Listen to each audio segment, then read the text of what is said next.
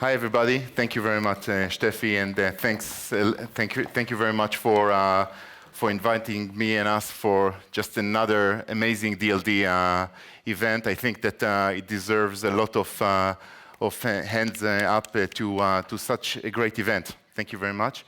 Yes. So I believe we just discussed and we mentioned wearables and security and data. And we would like to zoom in to that part and see how it enables, or perhaps what effect and what challenges does it bring to this industry. So thinking just few numbers to start off. Thinking about wearables, there are 17 million wearable devices that were shipped to customers in 2014 alone. So this has already happened, 17 million. If you look at the wearables market, this is just a part of a bigger phenomenon, which is the IoT business, Internet of Things, which are machines that are talking to machines, or machines that are connected and able to talk to machines. And this is expected to be something like $6.2 billion market by 2025. Out of this, about 9 billion IoT devices are expected to be shipped in the next 2 or 3 years. So this is a substantial market. This is no longer just a gadget or something that is meant just for bleeding edge type of entrepreneurs. And I'm honored to present here people that members of the panel that can really cover and shed some light on this matter. So I'll just present myself. My name is Dan Feld from Google. I work in the developer platform, and what we do is work and build and maintain and partner with ecosystems that connect between startups and VCs and the accelerators around the globe. And the goal is, one of the biggest goals we have is to support innovation and to help bring it out and improve and help startups make better products. So having said that, can I ask the panel members to present themselves? Perhaps we'll start with you, Jens. Yes, my name is Joern Spahn. I'm from Germany. I'm a member of parliament here in Germany and the spokesperson for public health for the biggest parliamentarian fraction.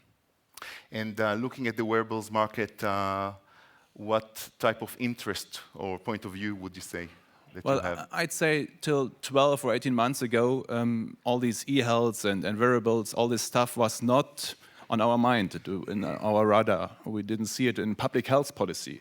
So since then, we are more and more discussing it. It comes up everywhere, obviously, more and more conferences. Did something happen? Yes, it's something happening. And the question is, when does it become wearables, for example, not just being a toy and something nice, a gimmick, but a tool for public health, for treatment, to make better studies, to help individuals to look after their health, to look after themselves. So this is what happens, and the question is, are we able as regulators, as the ones who make the laws, in a very highly regulated field, are we able to keep up with our regulations or not? And so far, I'd say we are lagging behind. Thank you. Please, I'm Nikolaj. My surname is too hard to pronounce, apparently. So I'm Danish, and it's actually called Hviid, but I think I'm the only person in the room who can say that. So I'm we'll the stick to Nikolaj. I'll stick to Nikolaj. I'm the founder and CEO of a company called Bragi. We make smart headphones that have 15 sensors inside that will know how fast, how far, for how long you've been running, swimming, or biking.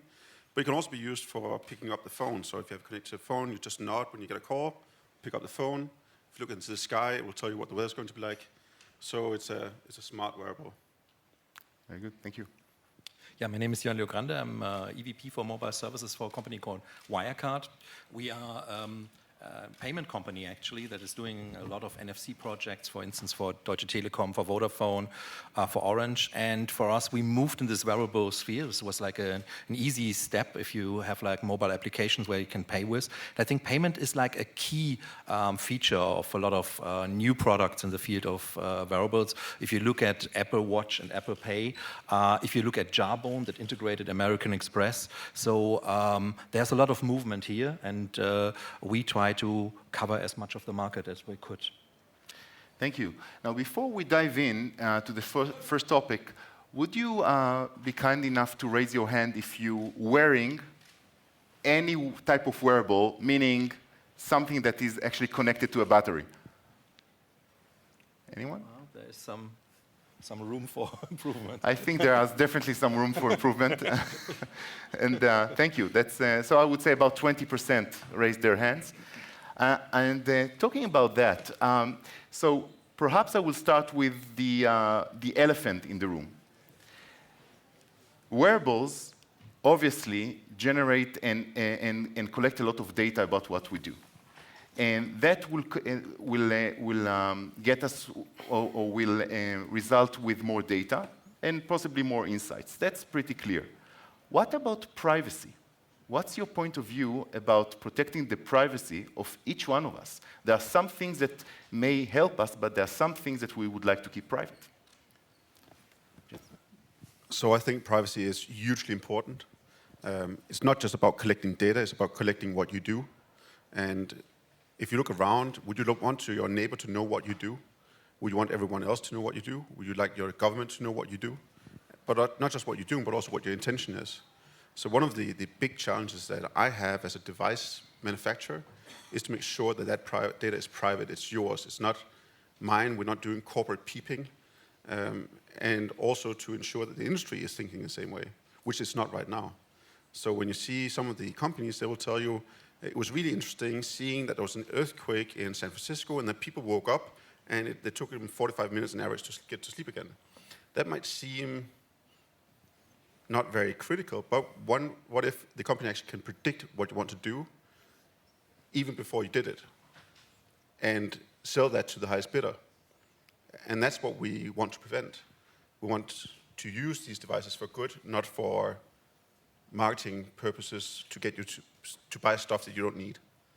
So at that point, I think we'll ask the regulator what you stand on it. Obviously, too much regulation will block innovation. Where do we draw the line? Well, the problem is in Europe and Germany especially, we have a very hysterical approach when it comes to the big data and data collecting. And obviously in the US, that's a different approach, and that makes it different for companies here in Europe to develop, especially in this field. And what is needed is the right balance. And when it comes to privacy and data security in public health, as far as I see it, there are many conspiracy theories and anxiety and stuff like this. And for that, you need a really good framework that people can trust in. You know, the former DDR, the communistic part of Germany, they really made an effort to know something about people. And now you just need perhaps wearables or a chip inside a body. Who knows? Someone soon it will be there, and you know everything about a person, not just where it is that you can know already, with whom someone is, but how he is, who he is. Even with Moody's, this new technology that you can know if he has psychological problems or something like that. So you can know almost everything about most personal things about someone, and so the regulative framework for privacy, for consumer patient rights in this special field is very sensible. And it's very hard to do with the national lawmaking, obviously, because now at the moment people give their data every day to Apple and Google and stuff, to the Silicon Valley. And the question is, can we in Europe, in Germany, develop perhaps a kind of certification, a label that says this is a tool, a wearable tool, or an application, a health application that is really secure when it comes to data protection and security, privacy. Will it be sustainable model if it's only done in Germany? Would you think that that's something that should be perhaps developed in conjunction with more governments or regulators? It must be done in Europe. We need one digital market. I hope that is a consensus meanwhile in Europe, because that's our biggest problem as far as I see for startups, that in the US you have a market of 350 million, and in Germany, in Europe you have 28 different markets, and so when it comes to this, that should be regulated as well in Europe.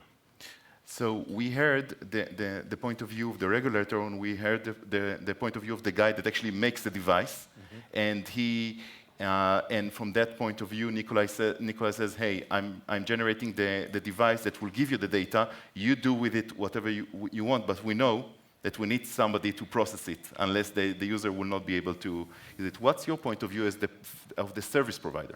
We are a service provider for payments, and payment is one of the highest regulated branches worldwide. We have the rules of Visa and MasterCard that are global rules. We own our own bank, so we are regulated by BaFin. So we can't give the data away for anybody, even if there's a third-party opt-in. But I think the main thing here is, talking of data, is the question of control, and to limit this your data for a certain purpose. Just give you one example. There's a very nice study of Ergo Direct Versicherungen insurance in Germany, asking their people, would you like to give your health data to your health insurance, which is not common in Germany. I think this normally stays between the patient and the doctor. And 30% of all the customers said, okay, I will do this if I get a rebate, if I get some money back. And the question is, okay, you sell your data for this certain purpose. Is this really limited? Do you control this? Are they selling this data to other parties? And this, I think, is the main question, how you make sure that it's only used for this kind of deal, let me put it this way. So at that point, let's dig a little bit into the business question. Because obviously, as you said, if there is no financial benefit and if there is no value for both sides, it's probably not going to be sustainable. So what type of business models, what type of needs from the customer side and business models do you identify that can answer today's demands? It's a hard question to really answer. I think in the field of wearables, use cases that we see are not so much related in the health issue. We are just providing solutions. Like I said before, Joern is integrating payment. We are providing a solution that health tracking companies like you can use and do payments. I think payment is a key component of a wearable. It's much easier to do a payment with your wrist than pulling up a mobile phone or a wallet. Why is it actually easier? We all carry the phone. The phone is in our pocket. We already got it. Why would you need to invest more money and charge another device overnight?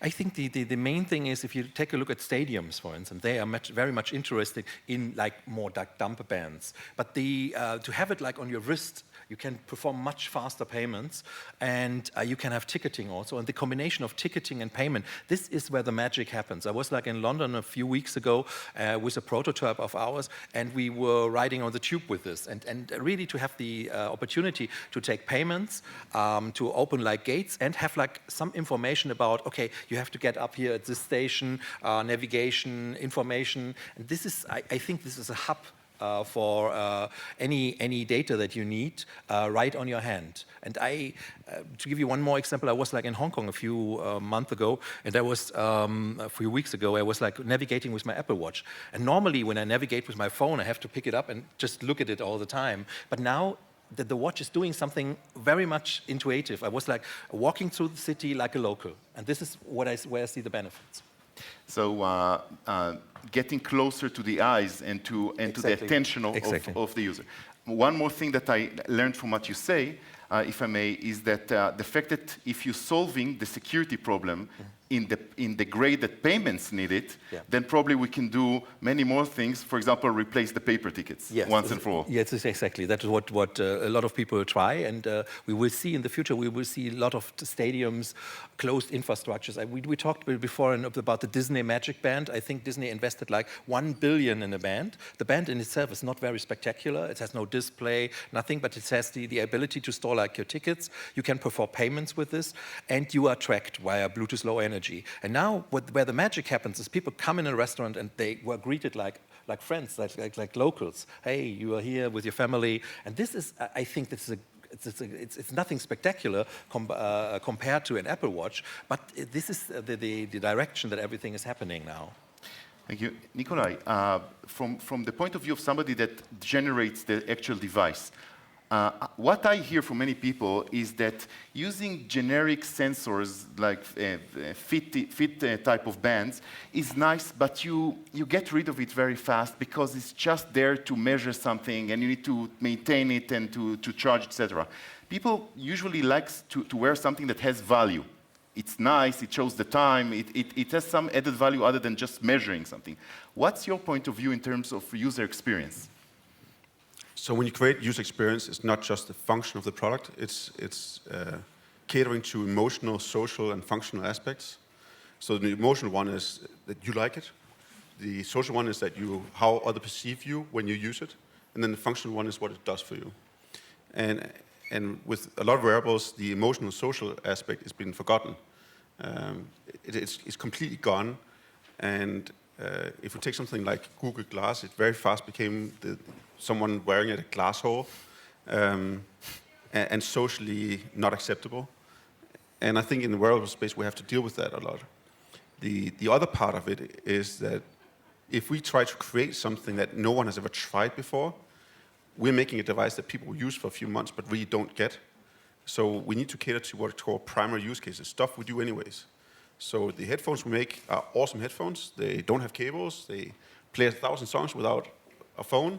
So we cater to the primary need of less clumsy devices. And most of the devices that we see right now don't do that. The watches has the benefit of showing time, but they're not really catering to the emotional, social aspect. I'm trying to, I'm doing my best, but who knows if I'm going to succeed in that part. But it's really the baby footsteps of creating devices at the moment. We will see that these devices will become social elements. It will become a gateway to social interaction. It will be something that you can't do without, but right now they're not. Most people will drop the device if it doesn't have a primary use case within a few weeks. Just from your point of view, do you have any thoughts about what would be the added value for people? Well, when it comes to an added value, not for payments, but for public health, there's the question of individual health. How can it help me? I mean, counting steps is the first step to know what you have done over a day. And if you go home in the evening, you can decide, oh, I still need 2,000 steps. I don't take the cab. I walk. That's a small one. But perhaps there might be chips. It's not a wearable, but someone wrote a disappearable in your body that tells you 4 hours before you get a heart attack or a stroke that you will get one. And you can prevent heart attacks and stuff like that. And then it will be a tool for public health and for individual health. And then people will use it, I'm quite sure. And if you then are able to combine the data and have big data and do studies with it, when it comes to diabetes or others, and have thousands and hundreds thousands of millions, perhaps, all over the world of patients delivering data, you have an unbelievable outcome for studies and to improve treatments and stuff like that. And the question is, who is controlling the data? For example, another question is, someone just told me that story. They have a defibrillator that is connected via Bluetooth, and someone can kill you with it Because if he makes if someone from outside starts the defibrillator doing Hacks into devices. what is it, a shock or whatever, it kills you. So it's not just data security, it's as well security if you have implanted tools, the security of who gets into it and who can control and steer it. So I think you said a word that was very important, which is disappearables, which is devices that you will carry on your body, but you don't know that they're there, and you don't need to know, but they will help you like invisible agents, butlers. And by having more sensors, it will know more about you, create bigger context, and have deeper learning about what you do. And I think that's a road where this is taking. It's not about having a wristband or having a headphone.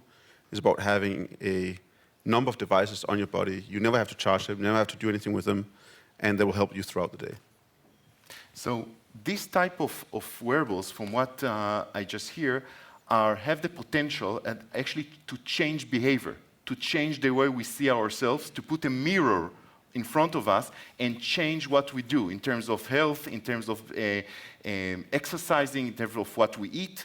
But would that mean that my employer, for example, would see what's my heart rate for the last history for the last 2 years in my employee dashboard? I don't think the heart rate is particularly interesting, but they will see if you are getting better at your job. But they already do that. Like if any good employer will have a look and discussions with their... But not based on personal health data. Well, you see it on the amount of emails that they're sending. You see it on the websites they're looking at. And like some employers, not in Germany, luckily, will evaluate you upon that. So you'll have erasions. I mean, from a personal... But what control would I have? But I think the question is, when becomes nudging, what is the right word? Übergriffig, it's encroaching, yeah. So just read about clothing that tells you if you sit in a correct way for your bag or not. So as soon as you sit like this, it makes beep or something. Is that nudging or is it already encroaching? Yeah. And the question is, where's the line? And the next question, of course, is what is with insurances? If they give you a bonus, a rebate, if you do 2,000 or 20,000 steps a day, okay, that's fine. You get a bonus today as well if you go do sport courses 3 times a week or something. That's okay. But the promise, at least in Europe, it's a bit different to the United States, but we have a promise when it comes to public health that everyone, no matter how ill, how old, whatever, everyone can enter in health insurance and can afford it. That's our promise. Will this affect our promise if we start to collect this data and there will be bonuses on this? So that all of this needs to be discussed, and it's a bit different to a car insurance because there's no promise, public promise for a public car, but there's a promise for public health. Commercial companies would say that they would like to innovate on the business models. For example, health insurance right now in most of the world is changing the rates once a year, and usually it's going up. I don't remember in many cases it went down. Yeah. What many of the companies say that with more data and personal data, they can make better decisions and perhaps change the rate every day or every month and going down in several cases. But what if some of them will be ejected out of the health insurance program because they are not good enough for that? Would data provide too much data about people that perhaps the companies do not want to insure? Maybe it's not only about health insurances. I think when we talk about credit clients, for instance, Credit Tech, Lendo, all these startups, I think they're gathering around like 20,000 data points right now, like social media and stuff like this. And the big question is, they will be keen on really on having sorry. The horror of It's a wearable. No, you can press on the wearable and stop it. Okay, sorry. It's always good. they will be really keen on having like personal data, because do I have a credit line for my house, really, if my blood pressure is not very good? So I think as long as you're young and you're doing yoga every day and everything is good, I think everything is all right. But if you turn a bit older and you're facing some problems, how does the systems react, really? And here I think it's a huge problem. And control is like, I think, the most important part, and what you said is most important. It's not only about control in national, it's international. All these companies are international companies. How do you control this kind of people? So the purpose of any company is to make money. And sometimes the ability to make money needs to be regulated or stopped, because the way that they make money is not ethically correct. And that's your task. But it's also my task as someone making the devices that I protect and also talk about these things. I don't want data from my customers. I don't want to see it, I don't want to use it. I want them to feel better with using what I do, and I have to find ways to enable that.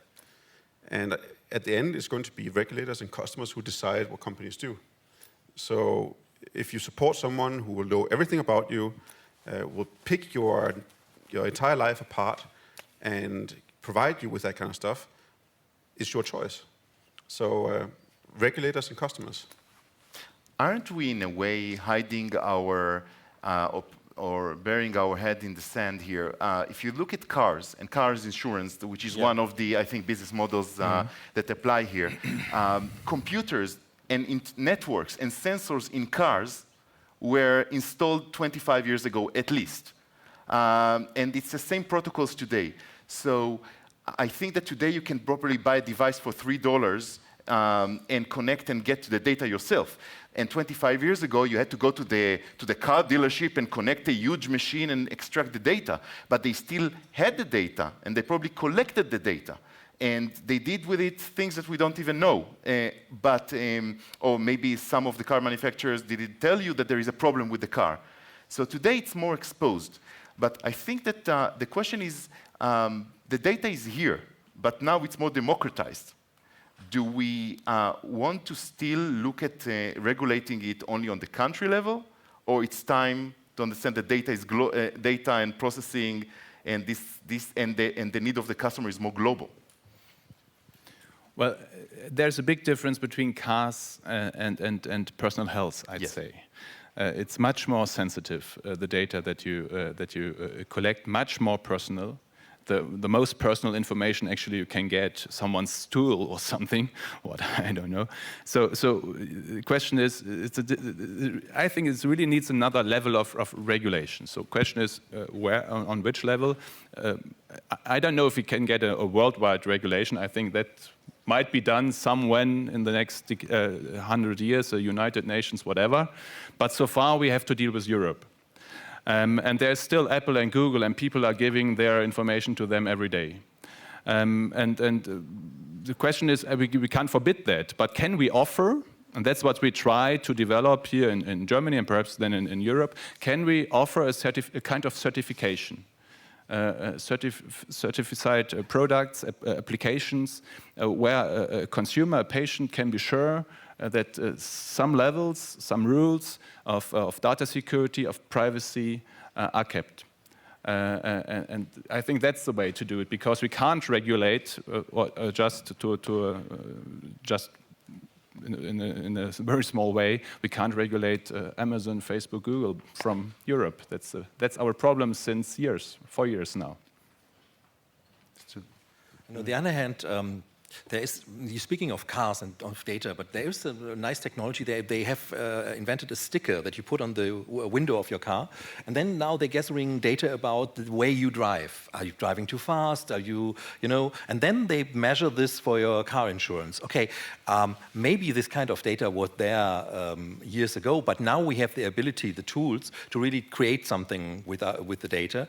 And I think the situation changes tremendously during the last years, because now these tools can be used. This is like public technology now.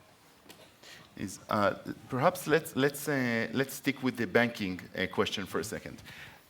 I I spoke to some banks in the past, even in Europe, and what I hear, but it's a worldwide thing, that some of them say, yes, it's hard for us to innovate, because we used to be under very heavy regulation, and we communicate with the customers in a certain way. They went through connecting to the internet and providing services through the internet in the last 10 years, but this is a very slow process. Now that there is definitely business models that we talked about using wearables, what type of benefits would a bank be able to extract from the wearables technology, and what challenges would he have in terms of regulation? I think that the situation in the banking scene changed tremendously over the last years. If you look at the technology like host card emulation, something that Google came up for, token-based payments, I think MasterCard and Visa put this like in a very fast track, made this for real, and I think Google Wallet is now working with this. So I think in the last years, maybe 10 years ago, it was like innovation was like a very hard process, but now it changes. Now the big technology companies stepping into the payment and banking field. We see fintech startups showing massively. I think alone in Germany, there are 350 startups. They want to revolutionize the banking scene. So there's a lot of movement right now in this scene. And I think for the banking, it's really bringing like all the features and functionalities of your bank to a phone or to your wrist. Especially in Germany, everything was like based on I have to walk in a branch of a bank and I have to deal with this. But now you can do much more stuff. You can analyze your data. We can tell you peer groups in your age use like different insurance packages and stuff like this. And this is, I think, a big benefit for people. You can monitor your stuff, even for a credit card. We now can show you on the application your balance, your spending habits and stuff like this. This is not possible with your classic plastic card because the plastic card is not interacting. I mean, someone told me, I don't know the market prices, but public or personal health information is 10 times as value as credit card information. That shows again the difference, because it says more about the individual. And as you just said, the example, a bank might not give you a credit if you have high blood pressure or something, and that is connected. And the question is, do we want this or not? That has to be a broad debate in society, I think. And can we regulate it, and if, how? Public health, that's what I forgot that I just wanted to add. We have one leverage, that is reimbursement. Someone just said in a former panel, the big difference between US and Europe is, and especially Germany, people here are not used to pay themselves for something when it comes to health. So one of the main questions is it reimbursed by the public health system, the device or the application or not? And if we say as a public health system, we pay for it or not, and we make a regulation for this, we can of course, formulate conditions for these applications that are paid or not. So that's a kind of leverage for regulation as well. And in terms of infrastructure to make this happen, in terms of infrastructure to support banking institutions to move forward, in addition to regulation, what's the model of regulation that you think that can work from the government point of view? We were talking about the highway model. Well, when it comes to wearables or e-health and stuff, well, we try to implement for 10 years now. Meanwhile, we spend 1 billion and it doesn't work. But a secure connection between the hospitals and the doctors and the pharmacies, where, like a motorway, where the applications and the information can in a secure way go through or go over, however you would say it. I hope in autumn there will be a test region with 1 million people and patients starting and doctors. And if that works, we want to get it all roll out all over Germany. And then there is a motorway for secure data exchange between the players. And then the next step is who is driving on the motorway, which kind of applications, which kind of offers for the patients and the doctors. There are some that say we have to develop it ourselves, half public. I say that will bring no innovation at all. We must make it possible for startups, for companies to develop applications, then to get a certification for this motorway, like TÜV for Autobahn, and then everyone can use it. And that's if that is going to happen in autumn, and then in 2016, I think we will have within months hundreds and thousands of applications on this motorway. Can you share what were the challenges that prevented it from working so far? Well, the problem in the German public health system is it's not state-controlled, more or less. We just set a framework, and then we have a so-called self-governance of the doctors and the insurances, and they deal with each other. And policy sometimes sets some goals, and they don't reach them then. And that was a problem here, because the doctors, the biggest fear of doctors is transparency of what they are doing. And that's why they stop us and stop the whole system to bring in this motorway. They are really doctors that are not connected to the internet, still not. Which are practicing without any internet connection, and that's still possible, and that needs to change. It's a mind change, and patients and doctors need to realize that it brings better treatment and better care if they have more and better information and collected information, and that needs to be shown in practice. And we just know we finally need this step that we can show it in Germany, and I hope we will reach it in autumn. So Nikolaj, in this point of view, we are very advanced from one point of view, but we are very early days from the other side. If some doctors are not even connected to the internet, there is definitely a lot of market opportunities for you as somebody that makes the devices. So how do you see the product or the magnitude that you need to cover, and what do you need from the other members of the panel in terms of platform or regulation to succeed? And I'm talking about the next year or two, not necessarily what will happen 5 years from now. So this is a multi-headed beast. A government spends $1 billion on building a highway, but spends, 250 million in a fund to fund these 100 fintech companies and everything else. So it's not the government's purpose to finance startups, and definitely not me, but it is the government's purpose to ensure that the legislation is there to support what I do. So you feel that in a certain way the door is a bit closed, not because somebody wants to close it, but because the current situation is a bit challenging in terms of tapping into the market. Well, they're lagging behind, and of course they are, because it's not their daily job to look at this. It's my daily job to look at it. Then there's the other part, and some would say that those doctors are like ultra-high security doctors. But people have to see a real advantage in what we do. It's not enough to talk about heart rate sensors. It's not enough to talk about step sensors, because does not present a real advantage. I have to know that if I have an epileptic seizure in a car, that I will not have it while I'm driving. I have to know that if I am developing multiple sclerosis, that it is being sensed at a very early stage so it can be treated. I have to know that if I'm developing heart issues, that it will be figured out early and dealt with. But all those things are something in the future. And the general thing about humans is that we don't care much about the far future, but very much about the immediate future.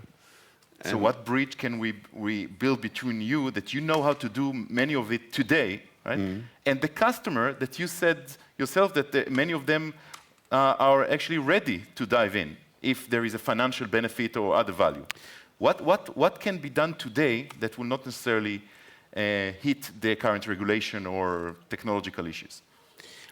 I don't think that we're ready as device makers to make something that has a huge impact. I think we're not good enough. It's still toys in a broad perspective. The value of data that we bring is good for fitness or health, but from a medical perspective, neither the data collectors, nor the analysts, nor the storing the data guys have come to a point where they have a real benefit to everyone. But we need to work on it. We need to get there. And I think that's important to get there. Yeah, I think this is true. I was listening to a keynote of the CEO of Fitbit a few weeks ago, and he was like, they have most of the sleep data in the US, so they're adding like enormous amount of sleep tracking data. And he was like talking about what can we do with the sleep tracking data? Maybe we can combine this with Netflix, and we can see if you watch a zombie movie on Netflix in the night, your sleep habit is like bad. I don't know, my mother, who's not a big data analyst, told me this kind of stuff, because this is quite natural. Yeah, don't watch any horror movies in the night, it affects your sleep. And I think what the main thing with Fitbit, Jawbone is the stickiness. So I think 15% of people lay their bands off after 1 month, and half the people, like 50% of the people, put it away because, oh, I'm sitting on my desk, not moving, not so many steps. Now I'm taking a jog or playing around with the kids, many steps. So I don't know, this is not complex, this is not smart, this is like showing something that in principle you know. So I think we are not there finally, but there is a lot of dreaming, a lot of development, but the things that we have right now are not so intelligent, not so smart. If I just can add something to what you said before, because don't get me wrong, I'm not one thinking that there is less regulation needed when it comes to public health. Even if you're as a startup, as a small company, but if you want to do something in the banking business or in the public health business, you do business in two of the highest regulated fields in every society. And you need to deal with that. You can't expect that they say, okay, that's a poor startup, a small one, that needs lower regulation. When it comes to banking and public health, there will always be a high degree of regulation. We can talk about better regulation that adopts better to a new situation, but not less regulation. For example, one old-fashioned regulation issue we have is in Germany a prohibition of distance treatment for doctors. That's indeed a bit of old style, that the first contact between a doctor and a patient always has to be in person, a personal one. I think we are almost the last country, only country in Europe that has that. You know, perhaps Dr. Ed in UK, many Germans use it via the internet, and they just do it because they can't do it with their own German doctors. It's forbidden. And that's a kind of regulation that can go away when you ask from my point of view, but there will always be needed a high level of regulation in public health and banking. Just one comment on making things and also being regulated. Most of the companies that are in the wearable space have like from 50 to a few hundred employees, which means that the depth of what they're capable of doing, like beyond like going to something very deep and meaningful, is not there. So we heard about Philips before. They have 8,000 researchers, and even they aren't in the big picture yet. In the next 10 years, we'll see a company or a few companies that will grow to these 100,000 people companies like Google have done in the last 15, 20 years, but on the wearable space and making sense of it. It's a industry in its infancy, and it's going to grow very, very fast. From security point of view, and let's dive just for a minute to a bit security, perhaps from the technology point of view. You mentioned that I may go to a game in a stadium, right? And I'll pay with my watch. And that means that in terms of the highest degree of security and regulation, you already comply with it, because otherwise payment will not work. But if I'm already there, perhaps I can get more services with the same transaction. Perhaps I can validate my ticket. Perhaps I can get some insight about when the game will start and if I'm on time, or if I have enough time to get popcorn. But that means that you, as a payment company, know more about me, about my calendar, about my plans. Otherwise, you can't give me the insights that I need. So how do you deal with it? I don't think that is naturally connected to wearables. I think banks and Visa and MasterCard, they know a lot of your movement, a lot of your travels and what you do. I think... but they may know even more. No. Now they may not know more, this is for sure. We were working on transaction-based couponing and loyalty stuff where we have like value-added services based on the transactions, can give you cashbacks to accounts and stuff like this. But this is not giving away the data to some spooky guy in the background. It's like keeping the data closely in the system. I think payment is very much capsuled, so it's a credit card transaction. Even if you do it with a wearable, it's the same amount of security, the same amount of a global standard as with your classic credit card transaction. And then we can shoot like data based on your location, but this is not directly connected to the payment process that you do. So I think when you are a stadium, and I was talking to Salzburg Red Bulls Stadium, they were thinking in this kind of stuff. They know what you are. They bring you like your food directly to your location, which is not possible right now, and stuff like this, and have like offers for you. This will come, but the payment process here is very much capsuled and regulated. All the other services are on top of this. So I think that just to summarize this discussion from the security point of view, we are doing something that is being done in the computer world for many years, even 40 years almost, in the banking, which is using platforms. Right? So just to share with the audience, for example, if you live in the United States and you come to Germany and you want to draw some money from a local ATM, the ATM here the fact that he gives you money doesn't mean that he knows something about you. It just asks the computer in the US, is he okay? Yeah. And all what he knows that the computer in the US says, okay, and then he gives you the money. So the usage of platforms and the fact that computers tell other computers just what they need to know actually creates the possibility to scale around it. I think we are out of time. So just before we closing, any quick closing notes from each one of you? Just one. We discussed a lot about regulation and data security and privacy. That's right. But I still think there are much more chances than risks, and we really have to change the debate in Germany and Europe. A bit less risk discussion, a bit more chances discussion. I think that we have huge opportunities and that we have to deal with the risks. I think that we have the opportunity to not have this being a watch to a teller discussion like the machine-to-machine discussion, but a human-to-human. How can it enable us? How can it make us better? And how can it protect us? That's true as well. Yeah. That's the sign of any closing. No. I think I agree. We have to be open with technology, especially in Germany. Everybody's like having these security thoughts, but the technology has some real benefits, especially in the health business. It could be real. We could help people really. There's a thin line, I understand, but we have to regulate this line where commercial offers and stuff like this take over. But the technology has real advantages, and we should use this.